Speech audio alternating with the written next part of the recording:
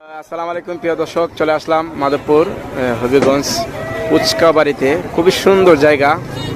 তো আসলে দেখেন অসংখ্য মানুষ কিন্তু ওখানে আইছে ফুচকা বাড়ি দেখার জন্য।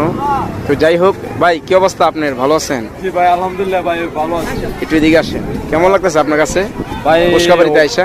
অনেক ভালো লাগতেছে ভাই। আমরা প্রতি সপ্তাহ শুক্রবারে চলে আসি মাধবপুর ফুচকা বাড়িতে।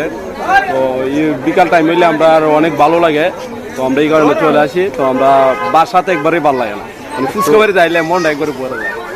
যাই হোক, অনেকেই ফুচকা বাড়ির নাম শুনছেন, আসেন নাই, আসলে আসলে দেখতে পারবেন, ভালো লাগে। তো আমি কখনো আসি নাই, আজকে আসলাম। আমার বাড়ি কিন্তু আশেপাশেই। ফুচকা বাড়িতে আজকে ফুচকা খেয়ে দেখলাম অনেক স্বাদ, অনেক ভালো। তো অবশ্যই আপনারা আসবেন আর দেখেন ফুচকা বাড়িটা কত সুন্দর। বাচ্চা কাচ্চার খেলার জিনিসও রয়েছে, দেখেন চমৎকার ফুচকা বাড়ি।